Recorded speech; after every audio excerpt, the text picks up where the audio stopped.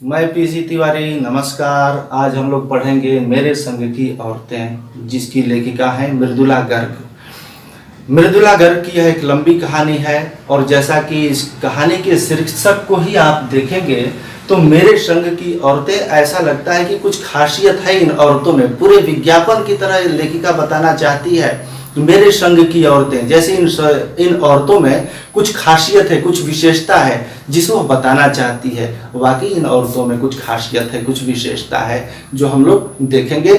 इस कहानी में 7 औरतों की बात लेखिका ने किया है और 7 औरतें जो इनके संपर्क में आई हैं, जिनके साथ इन्होंने जीवन जिया है और अनुभव किया है, उनके आंतरिक गुणों को, उनके व्यवहार को, उनके जिंदगी जीने के तौर तरीकों को उन्होंने देखा है, भोगा है, समझा है, तो और उससे प्रभावित हुई है और उसी को यहाँ कहानी के रूप में ये व्यक्त करती हैं।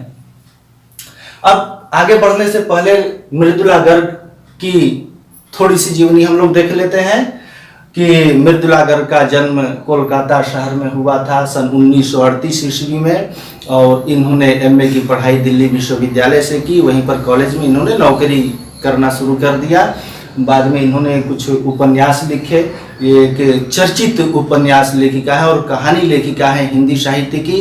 इनके लिखे उपन्यास जो काफ़ी चर्चित हुए हैं, उसके हिस्से की धूप, चित्त कोबरा, अनित्य, कठगुलाब, ये इनकी जो औपन्यासिक कृतियां हैं ये काफ़ी चर्चित हुई हैं। और निबंध संग्रह जो काफ़ी चर्चित हुए हैं वो हैं रंग ढंग, चूकते नहीं सवाल। और कहानियां तो लिखती ही हैं, बेजोड़ हैं इनकी कहानियां, जिसके बारे में अभी आप पढ़ेंगे मेरे संग की औरतें।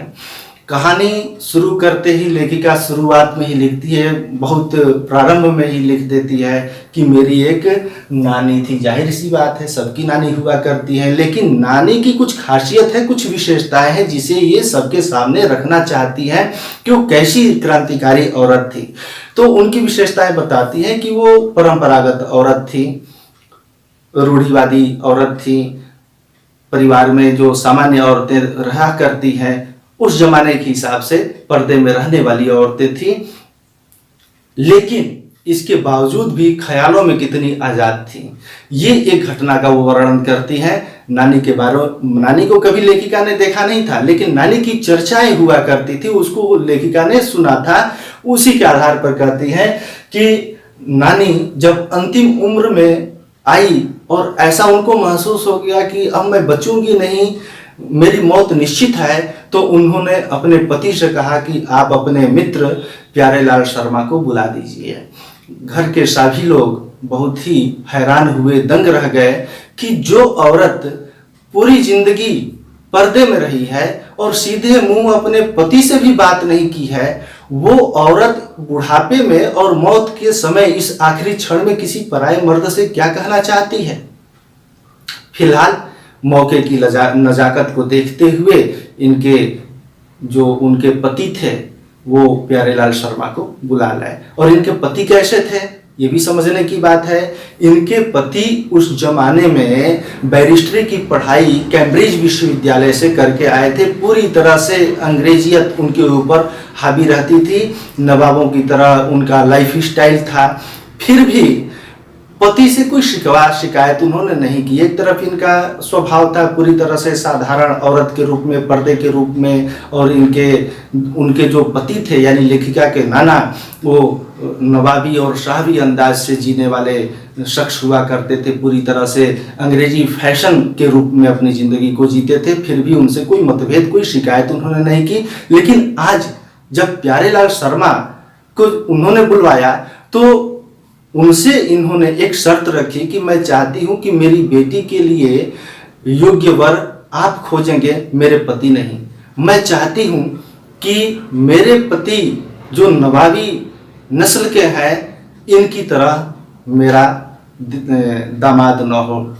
मैं चाहती हूं कि मेरी बेटी का जो पति हो आपकी तरह स्वतंत्रता सेनानी हो। और इस तरह से लेखिका ने दिखा दिया कि आज़ादी का जुनून क्या होता है। इससे ये भी पता चलता है कि भले वो परंपरागत औरत थी, पर्दे में रहने वाली औरत थी, लेकिन फिर भी अपने ख्यालों में कितनी आज़ाद थी और इस तरह से स्वतंत्रता सेनानी से, एक ऐसे स्वतंत्रता सेनानी से अपनी बेटी की शादी करवाई जिसके पास खानदानी एक पैसा रुपया नहीं था। और उसकी खासियत ये थी कि कई बार जेल जा चुका था स्वतंत्रता आंदोलन के दौरान, इसलिए उसे आईसीएस की परीक्षा में बैठने से रोक दिया गया। यानी कि लेखिका की नानी ने अपने लिए जो दामाद खोजा वह स्वतंत्रता सेनानी खोजा और एक होनहार दामाद खोजा। इसी के साथ लेखिका ने अपने माँ के बारे में बताया है कि इनकी माँ की क्या खासियत थी। इनकी माँ बहुत ही एक कमज़ोर तरह की और नाजुक, सुंदर थी, नाजुक थी उनके अंदर। तो लेखिका की माँ अपनी माँ से, यानी लेखिका की नानी के अनुसार जिंदगी जीने का, उनके सिद्धांतों के अनुसार और गांधी जी के सिद्धांतों के अनुसार जिंदगी जीने की कोशिश करती थी।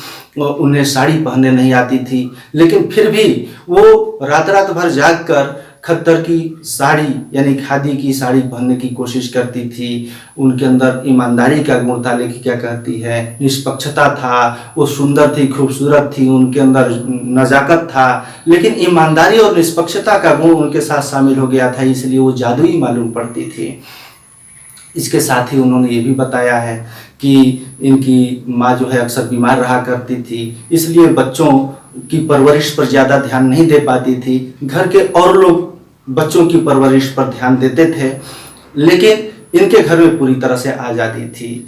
लेकिन चूंकि लेखिका की माँ एक साहब की बेटी थी, इसलिए ससुराल वाले ज़्यादा आरोप से इनसे बात नहीं करते थे, इनको सम्मान देते थे।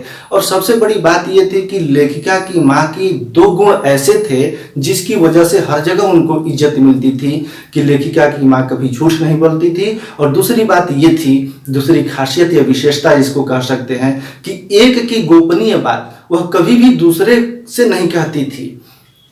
तो इसलिए उनको एक की वजह से, यानी झूठ नहीं बोलती थी, इसलिए उनको घर में सम्मान मिलता था। और चूंकि एक की गोपनीय बात वह दूसरे से नहीं बताती थी, इसलिए बाहर वाले जो होते थे उनका विश्वास उनको हासिल था। इसके आगे लेखिका अपने परदादी की खासियत बताती हैं, उनकी जीवनी रखती हैं और उनकी विशेषताएं जो खास है उनको रखना चाहती हैं। तो इनकी दादी की कुछ खास विशेषताएं ये हैं कि उस जमाने में इनके पास अधिक से अधिक वस्तुओं के संग्रह करने का लोभ और लालच नहीं था। जैसा कि एक कहावत है कि औरतें बहुत ज़्यादा साड़ी, कपड़ा और गहने ज़्यादा संग्रह करना चाहती हैं, तो ये खासियत इनके अंदर नहीं थी। इनके पास 2 धोती केवल रहा करती थी पहनने के लिए, तीसरी धोती अगर इनके पास आती थी तो एक उसमें से दान कर देती थी। दूसरी विशेषता इनकी थी कि ये भगवान में इनकी बड़ी आस्था थी।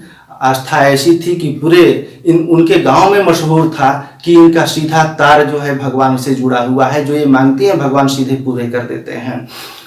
इसी का इन्होंने एक उदाहरण प्रस्तुत किया और परंपरा को उन्होंने तोड़ा। एक क्रांतिकारी विचार उस जमाने में था, आज के लिहाज से भी एक क्रांतिकारी विचार कहा जा सकता है। और वो क्रांतिकारी विचार है क्या कि जब घर में बहू का पहला बच्चा होने वाला था तो सीधे मंदिर गई और भगवान से इन्होंने मन्नत मांगा कि मेरी बेटी, मेरी जो बहू है उसको पहला जो पुत्र हो, पुत्र रत्न की प्राप्ति हो, वह बेटी हो, बेटा नहीं।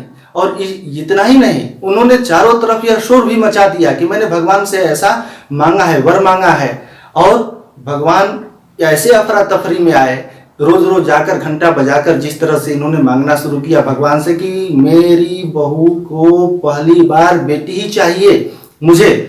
और इस तरह से भगवान इतने अफरा तफरी में आ गए, इतने घबरा गए कि एक के बाद एक 5 लड़कियों को इन्होंने इनकी माँ को जन्म देने के लिए आशीर्वाद दे दिया। और इस तरह से ये 5 बहनें हुई। पहली बहन थी मंजुल भगत, जिसको घर में रानी कहा जाता था। दूसरी लेखिका थी, जिसके लिए आशीर्वाद मांगा गया था। वह मृदुला गर्ग लेखिका नहीं थी, वह मंजुल भगत के लिए आशीर्वाद मांगा गया था। दूसरे नंबर पर लेखिका यानी कि मृदुला गर्ग जिसका घर में लोग उमा कहते थे, मंजुल भगत को घर में लोग रानी कहते थे। इसके बाद चित्रा, अचला, रेणु। और इसी संदर्भ में लेखिका ने बताया है कि मंजुल भगत, चूंकि इनके पति भगत जाति से संबंधित थे, इसलिए ये भगत अपना टाइटल लिखना शुरू कर दी। मृदुला इनका घर का नाम था। शादी के बाद इन्होंने गर्ग जोड़ दिया साथ में। और इसके बाद वो बताती है कि मंजुल, मृदुला, अचला, ये 3 लेखिकाएं हुई। चित्रा और रेणु ये लेखिका नहीं बनी। एक भाई राजीव, ये भी हिंदी में लिखना शुरू किया। ये मंजुल, मृदुला और राजीव, ये तीनों हिंदी के लेखक हैं। और अचला अंग्रेजी साहित्य में लेखन कार्य करने लगी, अंग्रेजी साहित्य में योगदान देने लगी। अब इसी के साथ जो है लेखिका कुछ अपनी भी बात बताती है। शादी के बाद लेखिका को जाना पड़ा बिहार के एक छोटे से कस्बे डालमिया नगर में, जहाँ पर उनके पति की नौकरी थी। तो इस तरह से लेखिका को कॉलेज की नौकरी अपनी छोड़नी पड़ी और कॉलेज से त्याग पत्र देकर अपने पति के साथ डालमिया नगर में रहने लगी। और यहाँ पर जो उन्होंने काम किया वो भी एक काबिले तारीफ है उस जमाने के हिसाब से, क्योंकि यह वैसा समय था, पर्दा प्रथा और संस्कृति, हमारी परंपरा ऐसी थी कि जब पति पत्नी भी सिनेमा हॉल में जाते थे सिनेमा देखने के लिए, तो वहाँ पर औरतें और मर्द अलग अलग दड़बों में बैठा करते थे। तो वहाँ पर लेखिका ने नाटक करवाना शुरू किया। और चूंकि लेखिका को अपने कॉलेज के ज़माने में ही नाटक खेलने और खिलाने का बहुत अच्छा शौक था, तो उसका उन्होंने यहाँ उपयोग किया। वहाँ की औरतों को, पर्दे में रहने वाली औरतों को उन्होंने पराए मर्दों के साथ नाटक में भाग लेने के लिए और अभिनय और एक्टिंग कराने के लिए उन्होंने मना लिया। और इस तरह से जब नाटक होता था, ड्रामा होता था, वहाँ पर अभिनय होता था, तो उसके लिए कुछ पैसे इकट्ठे हो जाते थे, क्योंकि टिकट लगाया जाता था। वो पैसे जो है राहत कोष में जमा हो जाता था। और इस तरह से उन्होंने सामाजिक सेवा भी किया। बाढ़, भूकंप, ऐसे जो आपदाएं आती हैं उस समय वो राहत कोष के पैसे का उपयोग किया जाता था। तो इस तरह से यह इनकी बिहार के इस छोटे से कस्बे में डालमिया नगर में इनकी यह समाज सेवा थी। वहाँ से जब वो निकली तो कर्नाटक के बागलकोट नाम के उससे भी छोटे कस्बे में पहुँच गई। वहाँ बच्चों के लिए कोई विद्यालय नहीं था। विद्यालय खुलवाने के लिए वहाँ के ईसाई मिशनरियों से इन्होंने संपर्क किया, लेकिन बात नहीं बनी। तो अपने बलबूते पर अपने ही जैसे कुछ जुनून वाले लोगों को साथ में लेकर उन्होंने एक विद्यालय की स्थापना वहाँ पर की, जिसमें हिंदी, अंग्रेजी और कन्नड़ 3 भाषाओं की पढ़ाई होती थी। बाद में उसे उन्होंने कर्नाटक सरकार से मान्यता भी दिलवाई और वहाँ से पढ़े लिखे बच्चे बाद में जाकर बहुत ऊंचे पद पर भी पहुँचे। यह लेखिका का अपने जीवन का यह योगदान था समाज के लिए। 1947 में देश आज़ाद हुआ। लोग इंडिया गेट पर जाना चाहते थे जश्न मनाने के लिए, लेकिन उन्हीं दिनों टाइफाइड बीमारी के रूप में फैला हुआ था, एक महामारी के रूप में फैला हुआ था। लेखिका को भी टाइफाइड हो चुका था। तो लाख जिद करने के बाद डॉक्टर ने इनको इजाज़त नहीं दी इंडिया गेट जाने के लिए, और इस तरह से ये रोने कलपने लगी। इनकी उम्र उस समय महज केवल 9 वर्ष की थी। इनको रोते बिलखते हुए देखकर इनके पिताजी ब्रदर्स कारामजो नाम की एक उपन्यास इनको पढ़ने के लिए दे दिया गया इनको पिताजी के द्वारा। और ये चूँकि बचपन से ही कहानियाँ और उपन्यास पढ़ने की बहुत लालायित रहती थी, उन्होंने उस पुस्तक को एक ही बार में पढ़कर ख़त्म कर लिया। लेकिन एक पाठ उस पुस्तक का इनको प्रभावित किया। एक ऐसा पाठ था जिसमें बच्चों पर होने वाले अत्याचार का वर्णन किया गया था, और उससे इतनी प्रभावित हुई कि उसका प्रभाव आज भी जब वो कहानियाँ लिखती हैं या उपन्यास लिखती हैं तो उसमें उसका असर दिखाई देता है। तो लेखिका और उसकी बहनें अपनी परंपराओं का पालन करते हुए भी किसी हीन भावना से ग्रसित नहीं हुई, यही जो है वो कहना चाहती है। लेखिका की जो बहनें लेखिका नहीं थी या लिखती नहीं हैं कोई कहानी या उपन्यास, साहित्यिक कोई योगदान नहीं देती हैं, वो भी उनके बारे में लेखिका लिखती है कि वो भी कम आज़ाद ख्यालों की नहीं थी, वो भी कम क्रांतिकारी विचारों की नहीं थी। जैसे रेणु की बात वो कहती है कि रेणु की कुछ खासियत थी क्यों कितने दृढ़ संकल्प वाली थी। उस जमाने में जब इनके पिताजी गाड़ी लेने के लिए भेजते थे अपनी बेटियों को स्कूल से वापस लाने के लिए, तो अचला जो इनसे थोड़ी सी बड़ी थी वह तो उस गाड़ी में आ जाती थी, लेकिन यह नहीं आती थी। कहती थी कि यह दिखावे की संस्कृति है, सामंती जीवन शैली है, दिखावे वाली लाइफ स्टाइल मैं क्यों जीऊंगी। वो बहुत ही अपने जीवन में सच थी। आज भी जब लोग उसकी सच्चाई भरी बातें सुनते हैं तो लोगों को लगता है कि यह मजाक करती है। और इतना ही नहीं, उसने जब बीए की पढ़ाई की तो अंत में परीक्षा देने से इनकार कर दिया। कहा कि ये बताओ परीक्षा पास करना क्यों जरूरी है। बाद में पिताजी के दबाव डालने पर इन्होंने किसी तरह से बीए की परीक्षा कम से कम अंक लाकर पास कर ली। आज भी इतनी सच्ची है कि कोई इनको रेणु को देता है कि इत्र भेंट करता है इनको, तो कहती है इत्र यानी सेंट भेंट करता है, तो कहती है कि मैं तो नहाती हूँ, मुझे इसकी क्या जरूरत है। और रेणु इतने दृढ़ संकल्प वाली थी कि एक बार जनरल थिमैया, उस समय थिमैया साहब जनरल हुआ करते थे, उसको इन्होंने पत्र लिखा रेणु ने और उनका फोटो मंगवा लिया और उन्होंने फोटो भेजा भी, एक मोटरसाइकिल सवार फोटो दे जाता था। अब लेखिका अपनी एक बहन चित्रा के बारे में बताती है कि चित्रा की क्या खासियत है। चित्रा भी कम आज़ाद ख्यालों की नहीं थी।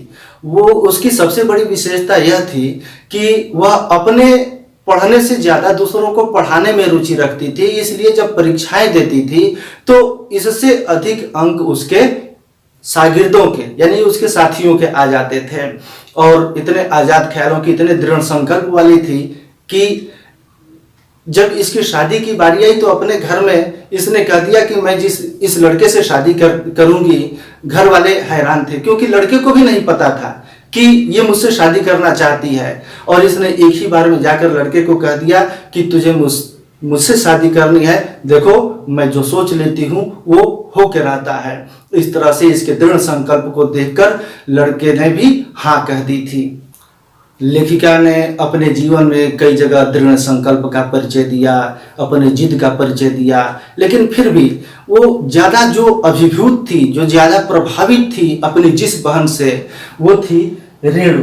रेणु की एक घटना का वो वर्णन करती है कि जब सन 1950 में एक बार झमाझम दिल्ली में बारिश हुई, सारी दिल्ली डूबने लगी, दफ्तर बंद हो गए, दफ्तरों तक में पानी घुस गया।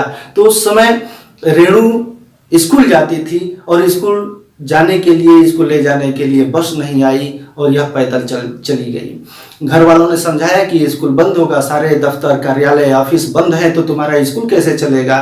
लेकिन वह मानी नहीं, अकेले चली गई, 2 मील दूर गई और वहां से गार्ड के द्वारा पता चला कि आज विद्यालय बंद है, आज स्कूल बंद है, तो वापस लौट आई पैदल। और घर वाले आते ही बोले कि मैंने तो पहले ही कहा था।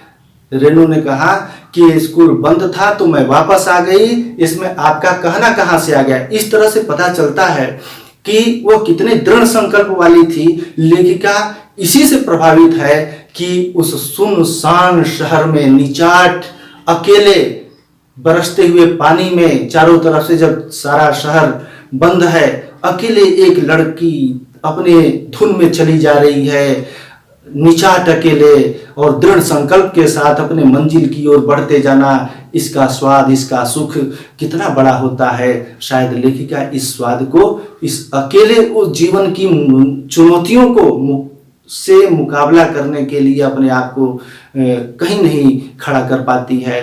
वो चाहती है कि रेणु की तरह मैं भी एक बार जी लेती, जिस तरह से वो अकेले चलकर अपनी राह खुद तलाशती है। यही तो वो संदेश देना चाहती है।